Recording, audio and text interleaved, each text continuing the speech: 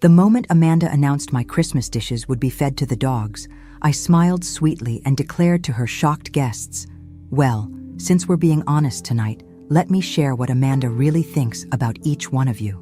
23 faces turned toward me, with expressions ranging from curiosity to horror. Amanda's perfectly applied makeup couldn't hide the panic flooding her eyes as she realized her carefully constructed social facade was about to crumble.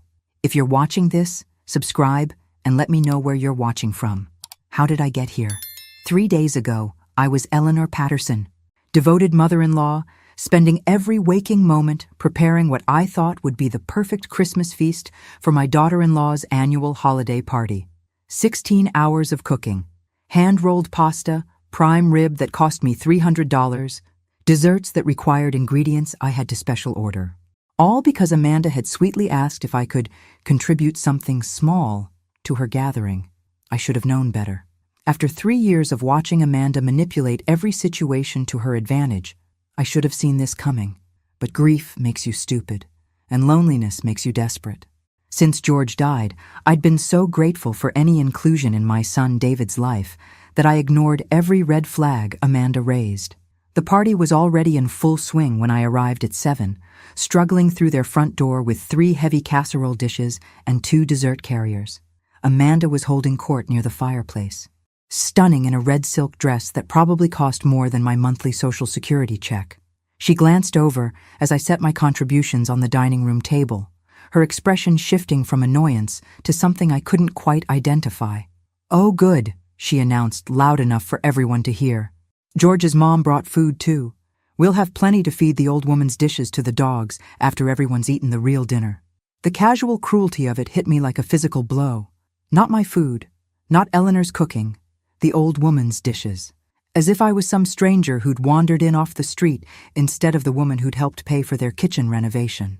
The guests laughed nervously, clearly uncomfortable but unwilling to challenge their hostess. That's when something inside me snapped. Maybe it was the way Amanda smirked as she said it, so confident in her power over me. Maybe it was remembering how I'd stood over that stove until my feet ached, wanting so desperately to be valued by this woman who'd never shown me an ounce of genuine respect. Or maybe it was the 3 years of swallowed insults finally demanding their due. I set down my purse, straightened my shoulders, and looked directly at Amanda's best friend Jessica, a real estate agent who'd spent the last hour bragging about her latest sale. "Jessica, Amanda told me just last week that you're drowning in debt from that new house and that your husband's about to leave you because you're more interested in impressing strangers than taking care of your family." Jessica's wineglass hit the floor with a satisfying crash. The room fell dead silent except for the Christmas music still playing softly in the background. Amanda's face had gone from red to white to green in the span of 5 seconds. "Eleanor, stop," she whispered, but I was just getting started.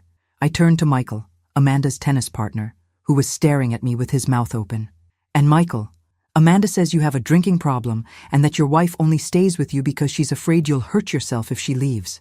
She also mentioned that you smell like bourbon before noon and that everyone at the club talks about it." Michael's confident smile evaporated. He looked around the room as if seeking escape, but every eye was fixed on him now. His wife Sarah grabbed his arm protectively, confirming what I'd just revealed. "Mom, please," David's voice came from behind me, but I couldn't stop now. 3 years of being the convenient target for Amanda's cruelty had built up like pressure in a steam engine.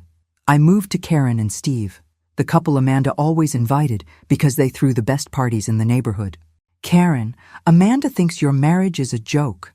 She told me you only stay together for appearances and that Steve's been having an affair with his secretary for 2 years. She said everyone knows except you." Karen's perfectly composed expression cracked. "What? And Steve?" I continued, feeling almost lightheaded with the power of speaking truth. "Amanda says you lost most of your retirement money on bad investments, and that's why Karen had to go back to work. She thinks it's hilarious that you pretend to be successful when you're both drowning financially." The party was disintegrating before my eyes. Couples were whispering urgently to each other, some heading for the door, others demanding explanations. Amanda stood frozen in the center of it all, watching her carefully curated social circle implode. But I wasn't finished. Robert and Linda, The older couple from down the street were backing toward the exit when I addressed them directly. Amanda calls you two the ancient boring couple and says you only get invited to things out of pity. She told me last month that watching you eat makes her physically ill and that she hopes you move to a retirement community soon. Linda's eyes filled with tears. They'd been neighbors for 8 years, always ready to help with yard work or to accept packages when no one was home. Now they knew exactly what their kindness had earned them. "That's enough," David finally found his voice, moving between me and his wife. "Mom, what's gotten into you?" I looked at my son, this man I'd raised to be kind and honest, and saw him preparing to defend the woman who'd just publicly humiliated his mother. "What's gotten into me is 3 years of watching your wife treat me like garbage while you pretend not to notice." Amanda finally found her voice, though it came out as more of a squeak than her usual confident tone. "Those are private conversations taken completely out of context." "Are they?" I asked sweetly. "Because I remember them quite clearly, word for word, actually." The remaining guests were gathering their coats with the desperate efficiency of people fleeing a natural disaster. Amanda's carefully planned Christmas party. The social event she'd been organizing for months was collapsing faster than a house of cards in a hurricane. David looked between his wife and his mother with the expression of a man watching his life explode in real time. "Amanda, is this true? Do you really say these things about our friends?"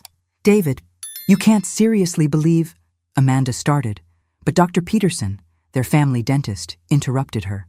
"Actually, I've heard her say similar things," he admitted quietly. "At the Hendersons' barbecue last summer. I thought it was just harmless gossip, but now—" He shook his head and headed for the door with his wife. One by one, Amanda's friends were either leaving or confirming my revelations. The beautiful Christmas decorations that had taken her weeks to perfect now looked garish and overdone in the empty spaces left by fleeing guests. "How could you know all of this?" Amanda demanded, her voice rising to a near shriek. "How could you possibly remember every conversation?" I smiled at her, feeling lighter than I had in years. "Oh, honey, that's the thing about being dismissed as a useless old woman. People forget I'm even in the room. You've been saying these things right in front of me for 3 years, always assuming I was too stupid or too grateful to pay attention." The truth was even more satisfying than I'd hoped. I pulled out my phone and held it up so she could see the screen. "And I've been recording our conversations for the past 6 months. Amazing what you learn when you start paying attention to how someone really talks about the people in their life." David stared at the phone in my hand as if it was a weapon. "You've been recording us?" "Not us, sweetheart. Her. Every coffee date, every shopping trip, every time she called to complain about your friends, your neighbors, even your co-workers. I have dozens of hours of Amanda explaining exactly what she thinks about everyone in your social circle." Amanda lunged for my phone, but I was ready for her. "I wouldn't do that if I were you. This is just one copy. I've got backups in several very safe places."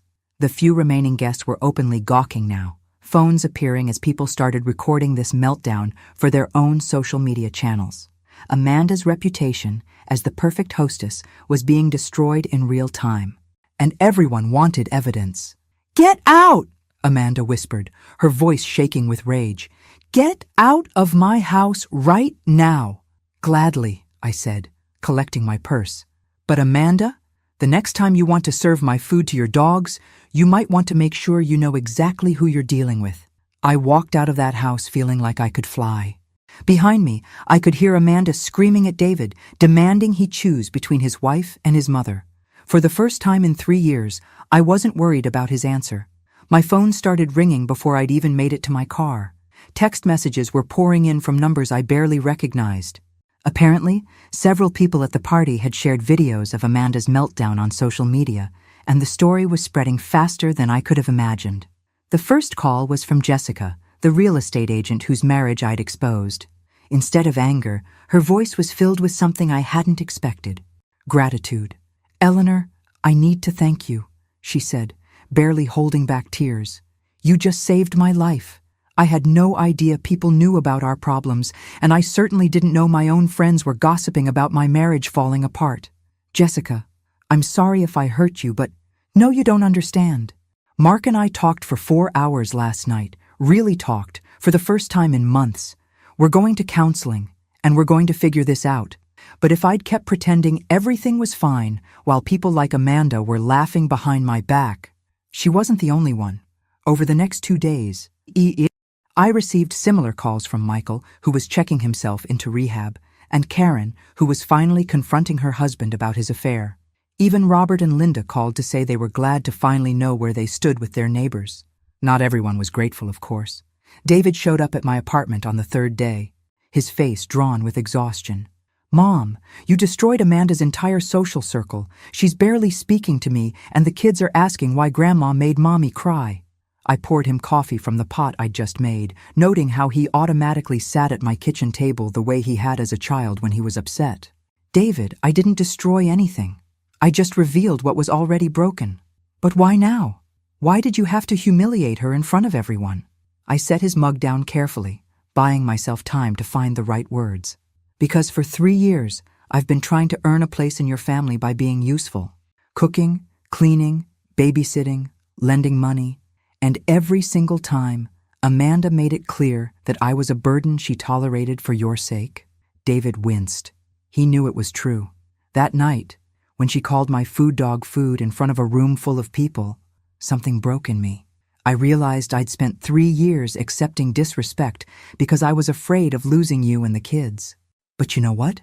If respecting myself means losing people who don't value me anyway, maybe that's not really a loss. My son sat quietly for several minutes, staring into his coffee cup. When he finally looked up, his eyes were red-rimmed. "She did say those things, Mom. All of them. I heard some of the recordings when she was trying to prove you'd edited them.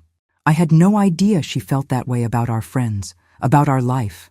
The worst part," David continued, his voice barely above a whisper, "is that I let her treat you that way. I saw it happening and told myself it wasn't that bad, that you didn't mind, that it was just her personality." I reached across the table and took his hand. "Sweetheart, you can't control what Amanda does, but you can control how you respond to it. She wants me to cut contact with you completely. She says this was an unforgivable betrayal and that she'll never feel safe around you again." The words hurt, but they didn't surprise me.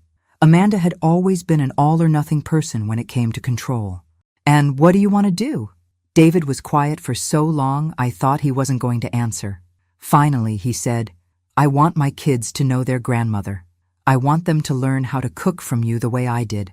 I want them to understand that family doesn't get to treat each other like garbage just because they think they can get away with it." Relief flooded through me, though I was careful not to show it. "That's going to be hard on your marriage." Maybe. But you know what I realized listening to those recordings? Amanda doesn't just talk about you that way. She talks about everyone that way, including me. When she thought you weren't paying attention, she spent 20 minutes telling her sister how I'm getting fat and boring, and how she could have done so much better. That surprised me. I'd always thought Amanda genuinely loved David, even if she treated everyone else poorly. "I'm sorry, honey." "Don't be. I needed to hear it. I've been so focused on keeping peace that I never noticed I was living with someone who doesn't actually respect me." We talked for another hour about his marriage, the kids, and what came next. When he left, he hugged me tighter than he had since he was 12 years old. "Mom, I'm proud of you for standing up for yourself. It took courage to do what you did." After he left, I sat in my quiet apartment thinking about courage. Was it courageous to finally speak up after years of abuse? Or was I just an old woman who'd finally reached her breaking point? My phone buzzed with another message, this one from an unknown number. "Mrs. Patterson, this is Linda Morrison from Channel 7 News. We'd love to do a story about your Christmas party confrontation. Several viewers have sent us the videos, and we think it represents something important about family dynamics and standing up to bullies. A news story. About me. 6 months ago, the thought would have horrified me. Now, it felt like an opportunity." I called the number back and agreed to an interview for the following week. If Amanda wanted to paint me as the villain in this story, she was welcome to try. But I had recordings, witnesses, and 3 years of documentation about her behavior. Most importantly, I had something I'd lost somewhere in the fog of grief and loneliness: my voice. The interview aired on a Thursday evening, right before the new year. I'd been nervous about how they'd edit my story. But Linda Morrison had been fair and thorough. She'd even tracked down several people from the party who were willing to confirm Amanda's history of cruel gossip. The response was overwhelming. My phone didn't stop ringing for 3 days. Women from across the country were calling to share similar stories of being mistreated by family members, of being expected to accept abuse in the name of keeping peace. But the most surprising call came from someone I hadn't expected to hear from, my late husband's attorney, Richard Wells. "Eleanor, I've been trying to reach you for weeks," he said. "I have some documents that George left in my care with specific instructions about when they should be delivered." "What kind of documents?" "Estate documents that were separate from his will. He was very specific that you should only receive them if certain conditions were met. Based on what I've seen in the news, I believe those conditions have been satisfied." George had left me additional estate documents? That didn't make sense. We'd gone through everything after his death, or so I thought. Richard's office was exactly as I remembered it from 3 years ago, all dark wood and legal books. But the documents he spread across his desk were completely unfamiliar. "George came to see me about 6 months before he died," Richard explained. "He was concerned about how Amanda treated you and worried that after his death, the situation would get worse. He wanted to make sure you had options if things became unbearable." I stared at the papers, trying to process what I was seeing. Trust documents, property deeds, investment accounts I'd never heard of. George had been quietly moving assets for several years, creating a separate trust that Amanda and David knew nothing about. He left instructions that these documents should only be given to you if you demonstrated the courage to stand up for yourself against family abuse. The numbers on the pages made no sense. According to these documents, George had left me not just the modest life insurance policy I'd been living on, but assets worth nearly $2 million. He was monitoring Amanda's behavior toward you for years, Eleanor. He documented incidents, saved voicemails, even recorded some conversations. He was building a case to protect you, but he died before he could put his plan into action. My hands were shaking as I flipped through page after page of evidence. George had known. He'd seen what I was too lonely and grief-stricken to acknowledge, that Amanda was systematically isolating and demeaning me. "The trust documents include a very specific clause," Richard continued. "If David chooses to maintain a relationship with you despite Amanda's demands that he cut contact, the trust remains in your control. But if he allows his wife to completely cut you out of their lives, the trust dissolves and the money goes to charity." George was testing David? He was protecting you both. He knew that Amanda's true nature would eventually be revealed, and he wanted to make sure David had the strength to choose family over convenience when that moment came. I thought about my son's visit 3 days ago, his decision to stand by me despite his wife's ultimatum. George would have been proud. But there was more. At the bottom of the stack was a document that made my breath catch, a detailed plan for what George called Operation Truth, complete with instructions for documenting Amanda's behavior and strategies for exposing it when the time was right. My late husband had essentially written the playbook for everything I'd done at that Christmas party, right down to the importance of having recordings as evidence. I wasn't just a grieving widow who'd finally snapped. I was carrying out a plan George had designed to save both me and our son from a woman he'd recognized as dangerous long before I was ready to see it. The question now was what to do with this unexpected inheritance and the power it represented. Amanda thought she'd won by driving a wedge between David and me. She had no idea that her victory was about to turn into the biggest miscalculation of her life. 2 days after meeting with Richard, I was sitting in my living room planning how to use George's unexpected gift when Amanda decided to declare war. The first shot came in the form of a certified letter delivered by a very nervous-looking postal worker. "Mrs. Patterson?" he asked, checking his clipboard twice. "I need you to sign for this." The envelope was thick, expensive stationery with a law firm's letterhead. Inside was a cease and desist order demanding I stop spreading malicious lies about Amanda Patterson and threatening legal action if I continued my campaign of harassment and defamation. I had to laugh. After 3 years of Amanda's psychological warfare, she was now claiming to be the victim because I'd finally fought back. The timing was particularly amusing since I hadn't spoken publicly about her since the TV interview. My phone rang an hour later. David's voice was strained exhausted. "Mom, please tell me you're not planning to escalate this situation." "What situation would that be, sweetheart?" "Amanda hired a lawyer. She's talking about suing you for damages to her reputation and emotional distress. She claims you've been systematically trying to destroy her life for months." I looked at the legal documents spread across my coffee table, George's carefully organized evidence of Amanda's behavior, and smiled. "Well, that's interesting, because I've been doing some legal consulting of my own." "What does that mean?" "It means your wife picked a fight with someone who's much better prepared for battle than she realizes." The next morning, I called Richard Wells and asked him to recommend a litigation attorney who specialized in harassment cases. Within hours, I was sitting across from Patricia Morrison, a sharp-eyed woman in her 50s who'd built a reputation destroying bullies in court. "Mrs. Patterson," she said after reviewing Amanda's letter and George's documentation, "your daughter-in-law has made a significant tactical error. By claiming you've been harassing her, she's opened the door for us to present evidence of her actual harassment of you." We spent 3 hours going through George's files. He'd been thorough, documenting not just Amanda's treatment of me, but her behavior toward others. Credit reports showing how she'd manipulated elderly neighbors into co-signing loans.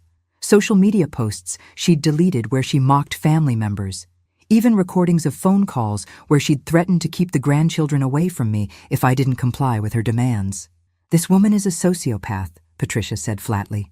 "And now she's given us legal grounds to expose her publicly."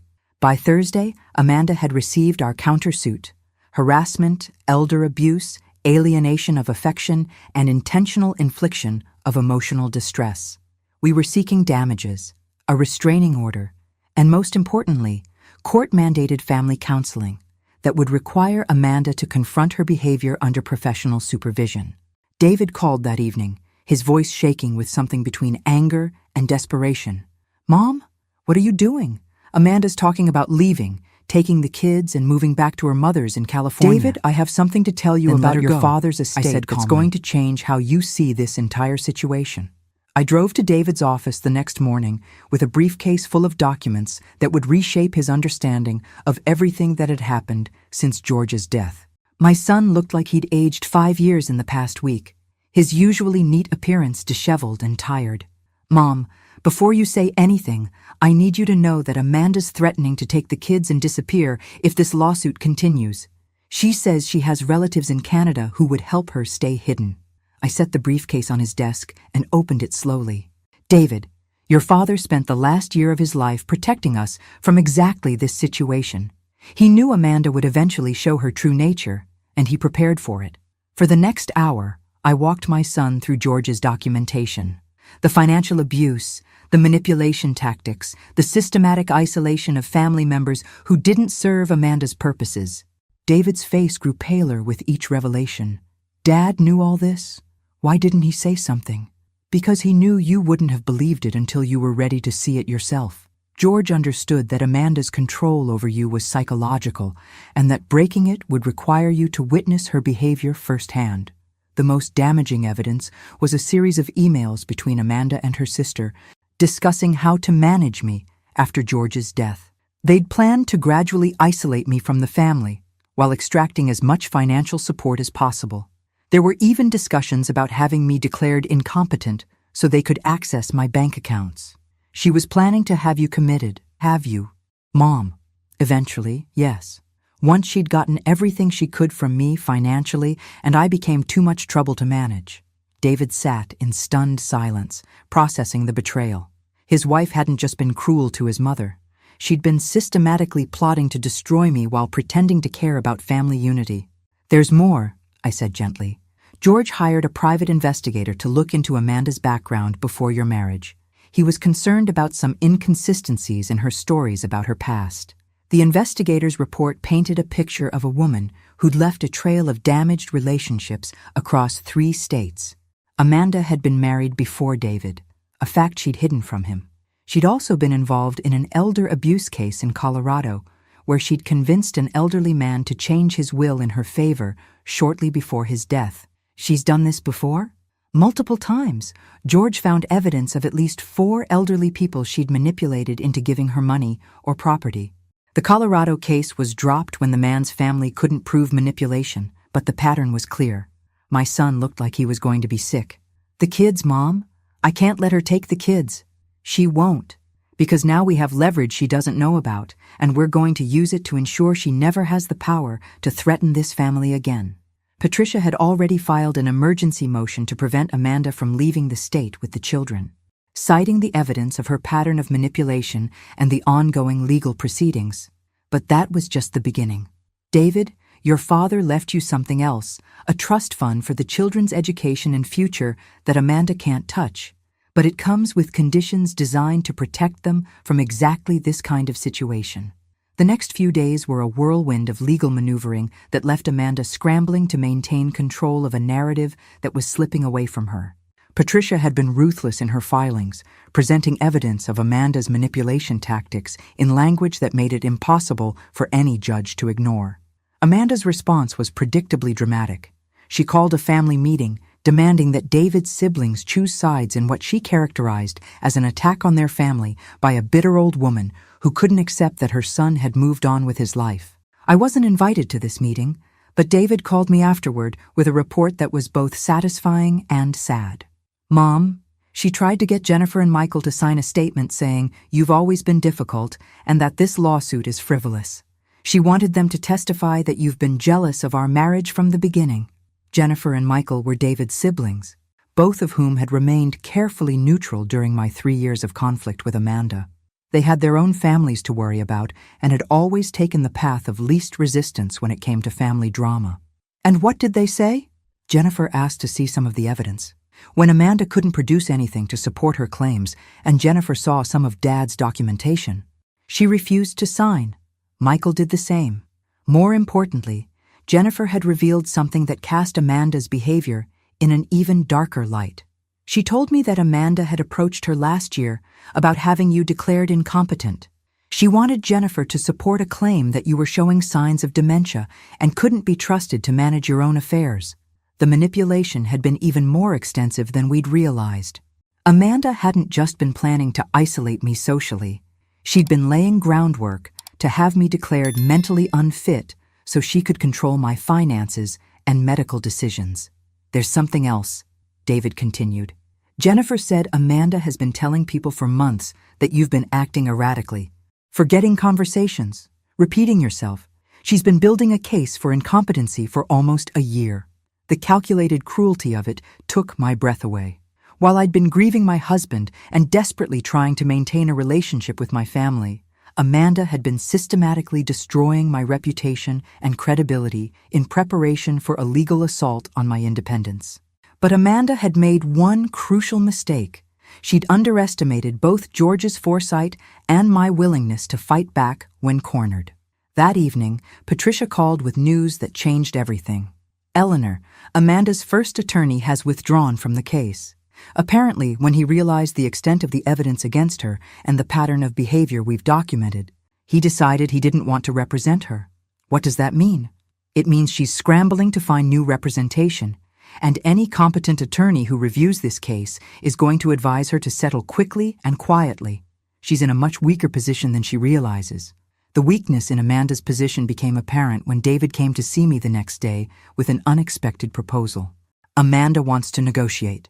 The meeting took place in Patricia's conference room on a gray Thursday morning that felt heavy with the weight of 3 years of accumulated resentment.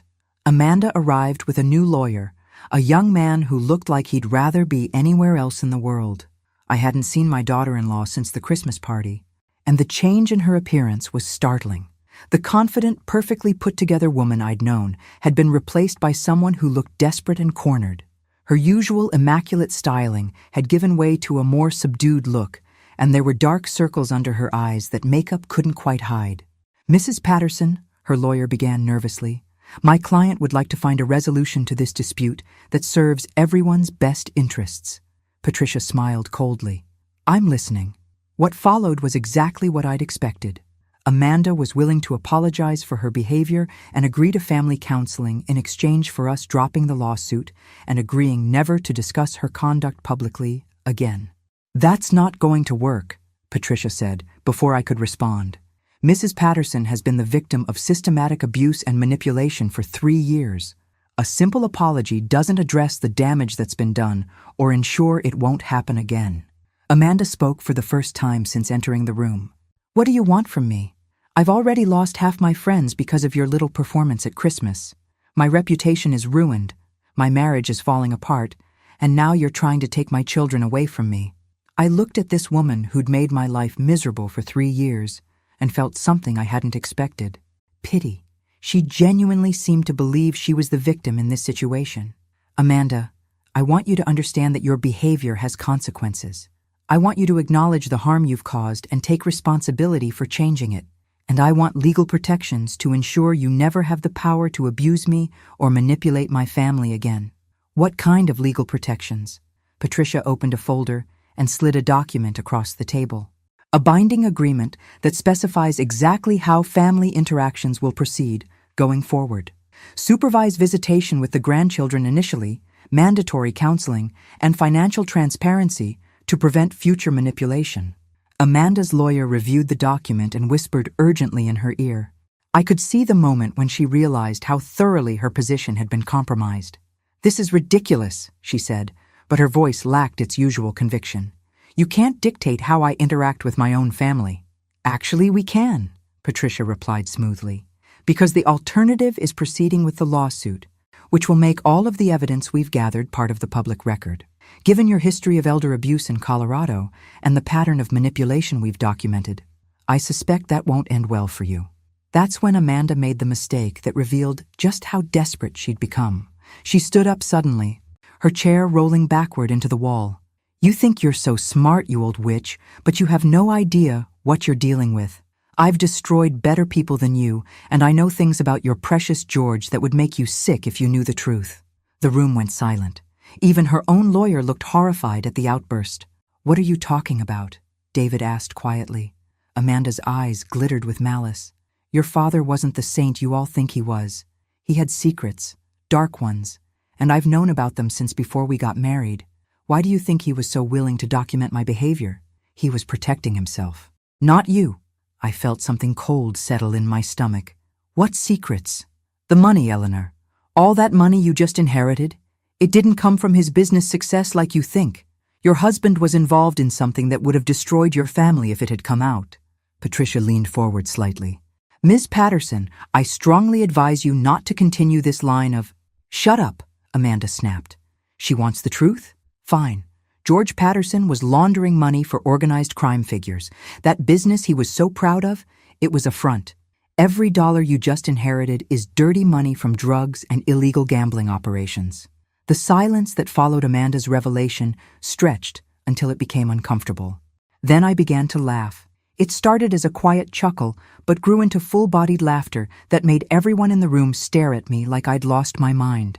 Amanda's expression shifted from triumph to confusion as I laughed harder than I had in years. Oh, Amanda, I finally managed to say, wiping tears from my eyes. You really have no idea how thoroughly you've been outplayed, do you? I opened my purse and pulled out a thick manila envelope that Patricia had given me that morning. David, sweetheart, there's something about your father I haven't told you yet. Something I learned just yesterday that changes everything we thought we knew about this situation. I slid the envelope across to my son, who opened it with trembling hands. Inside were FBI documents, surveillance reports, and official commendations dating back 25 years. Your father wasn't laundering money for criminals, Amanda.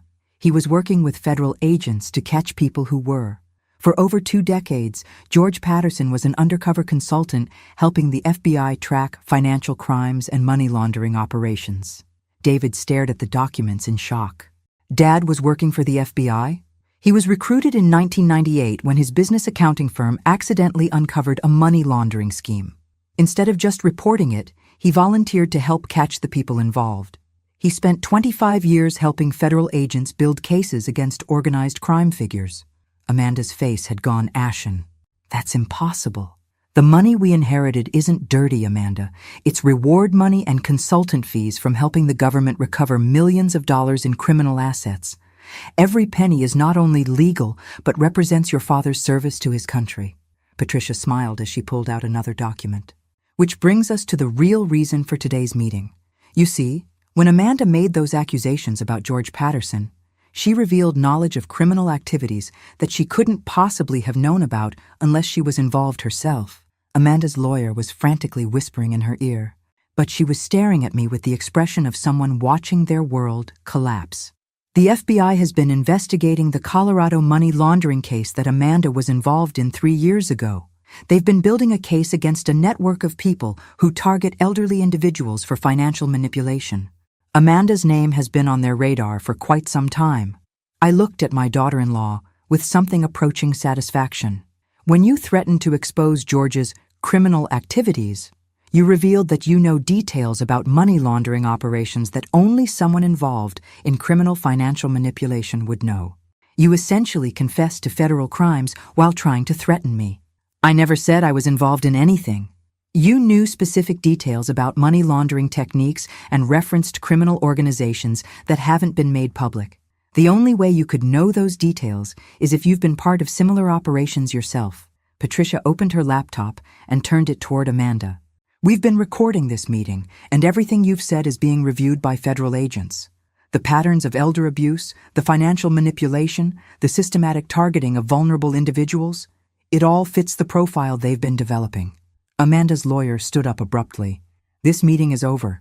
My client won't be saying another word without a federal defender present. But the damage was done. In trying to destroy me with lies about George, Amanda had revealed her own involvement in the exact type of criminal enterprise my husband had spent decades fighting against. As they rushed out of the conference room, David sat staring at the FBI documents with tears in his eyes. Mom, Dad was a hero. He was. And his final case was protecting his family from someone he'd recognized as a predator long before the rest of us saw the truth. 6 months later, Amanda was convicted of elder abuse and financial fraud in 3 states. The investigation revealed a network of people who systematically targeted elderly individuals, manipulated their families, and stole their assets. My testimony helped prosecutors understand how sophisticated these operations had become. David got full custody of the children, and we rebuilt our family relationships on a foundation of honesty instead of fear. The kids learned the truth about their grandfather's service to his country and their grandmother's courage in exposing a criminal who had infiltrated our family. As for me, I used George's inheritance to establish a foundation that helps elderly people recognize and report financial abuse. We train families to spot manipulation tactics and provide legal support for people fighting predators like Amanda. Sometimes I think about that Christmas party and how a moment of public humiliation became the first step in uncovering a federal crime. George would have appreciated the irony that his final undercover operation involved using his own wife as bait to catch a criminal who thought she was too old and too naive to fight back. But I learned something that night that serves me well in my new role as an advocate for elder rights. Never underestimate an angry grandmother with nothing left to lose, and a lifetime of experience in recognizing people who mistake kindness for weakness. The truth really did set us all free, and sometimes the best revenge is simply refusing to stay silent when someone assumes you're too powerless to fight back. Thanks for listening. Don't forget to subscribe and feel free to share your story in the comments. Your voice matters.